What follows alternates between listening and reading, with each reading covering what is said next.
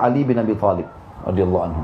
Ali bin Abi Thalib punya kisah yang unik-unik. Yang jelas manusia ini adalah manusia yang sangat luar biasa, apalagi dia adalah sepupu Nabi Muhammad alaihi salatu wassalam, dari Ahlul Bait yang sangat mulia.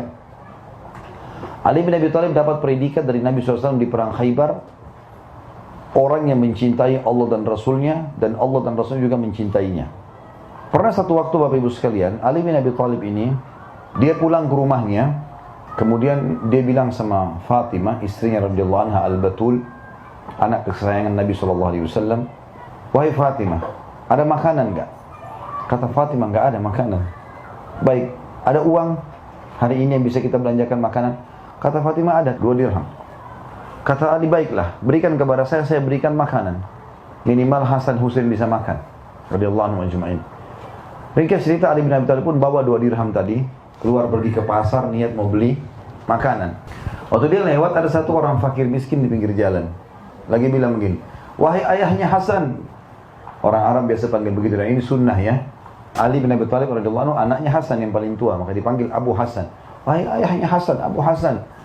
Ali pun radhiyallahu berhenti. Iya, sudah salaman. Ini orang miskin, penduduk Madinah.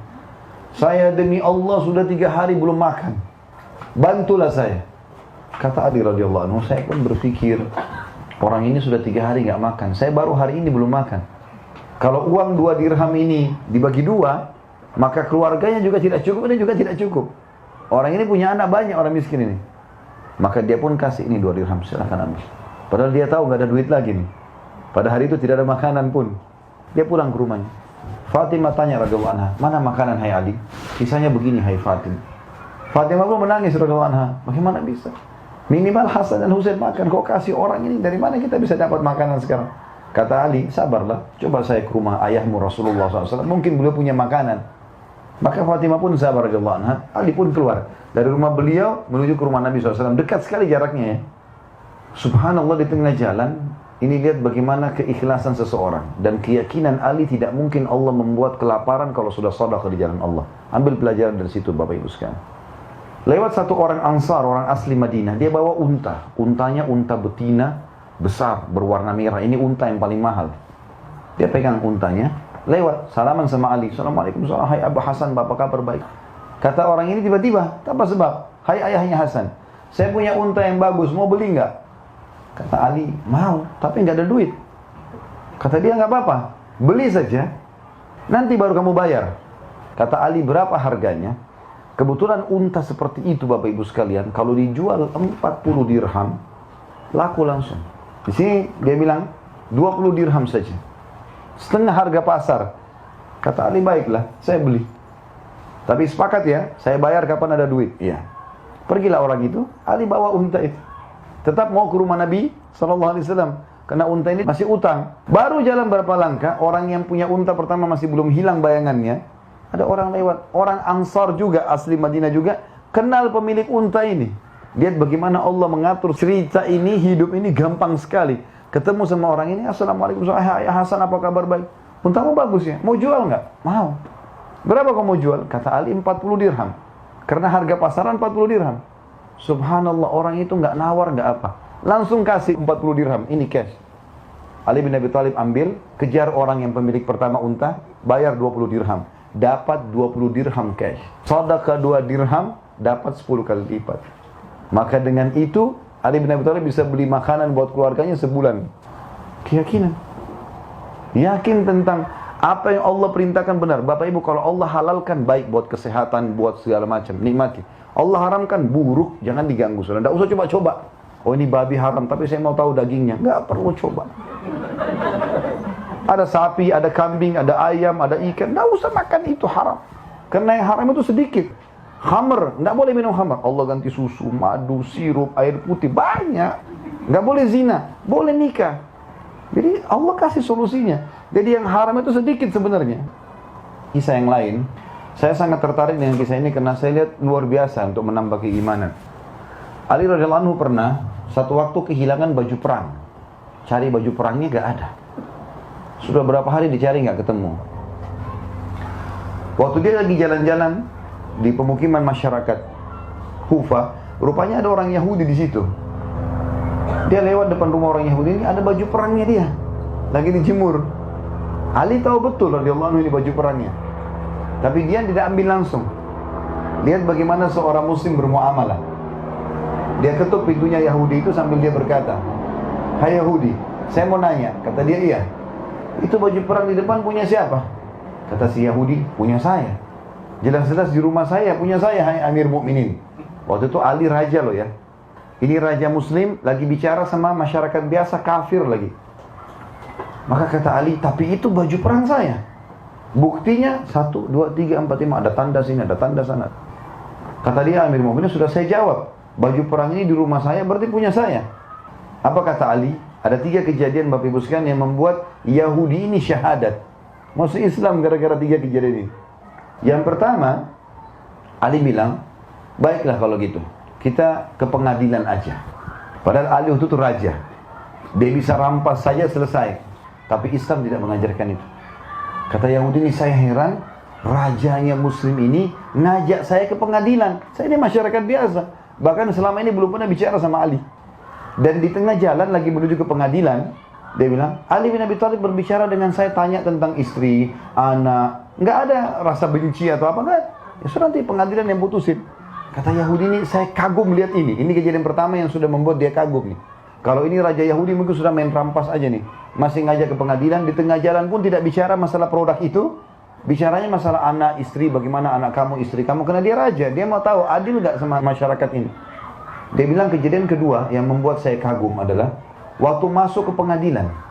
Jadi orang lagi pada duduk semua nunggu majelis hakim. Hakimnya lagi memutuskan, 2 orang maju, 2 orang maju gitu kan. Dia bilang Ali bin Abi Thalib ini memberikan salam untuk umat Islam di dalam pengadilan. Uniknya, mereka semua jawab salam tapi tidak ada yang berdiri. Nggak ada yang berdiri, dia raja datang, salaman. Mungkin kalau kita gitu presiden datang, mungkin kita berdiri. Ini nggak ada yang berdiri, nggak ada yang apa. Dan si hakim pun, waktu itu Shuraih namanya Al-Qadhi, yang terkenal dengan keadilannya. Dia mengatakan, "Silakan wahai Amir Mukminin." Tahu maksudnya silakan apa? Silakan antri ke belakang. Kata si Yahudi ini raja mereka. Salam, tidak ada yang berdiri, sambut dia, apa biasa saja. Bahkan hakim yang digaji dan ditunjuk oleh Ali, suruh, "Silakan Amir Mukminin," suruh antri di belakang. Tanda tanya ini, kok bisa begini? Dan Ali bin Abi Thalib tidak marah sama sekali, antri sampai tiba giliran. Yang ketiga yang buat dia masuk Islam ini yang luar biasa. Waktu tiba giliran, kata Yahudi ini, maka hakim Shuraih tanya, "Amir Mukminin, ada apa?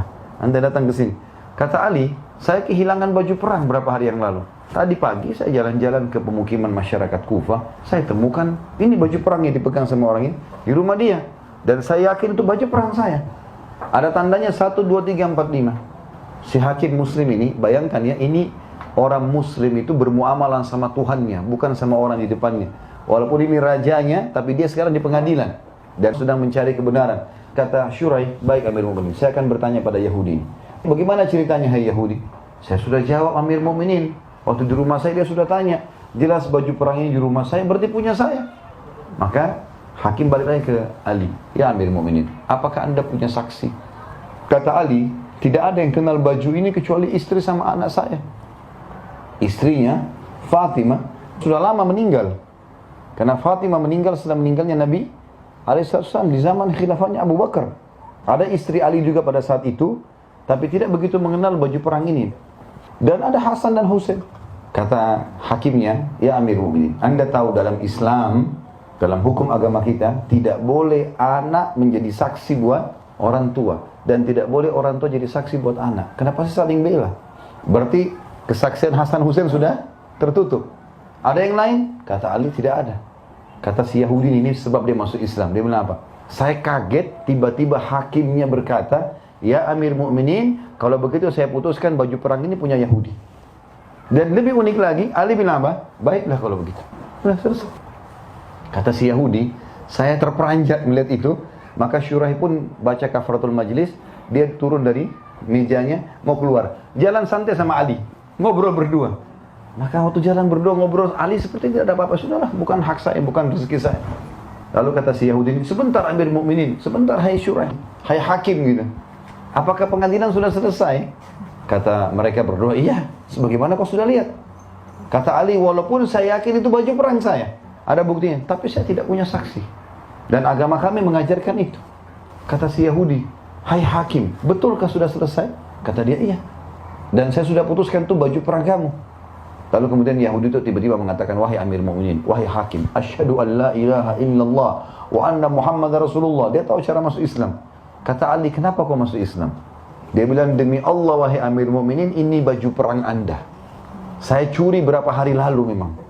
Baru ngaku dia. Dan saya masuk Islam justru karena keadilan agama kalian. Saya tanya Bapak Ibu sekalian, coba pikir secara akal. Apa yang membuat Ali bin Abi Thalib mau mengetuk rumah Yahudi, tidak langsung ambil, padahal dia yakin, dan Ali tidak pernah bohong orangnya. Kenapa dia masih ajak ngobrol si Yahudi? Kenapa masih mengajak ke pengadilan? Kenapa masih mau menerima antri? Kenapa masih mau menerima keputusan Syuraih, hakim tadi? Semua itu karena keyakinannya, bahwasanya keadilan dan kebenaran ada dalam agama Allah.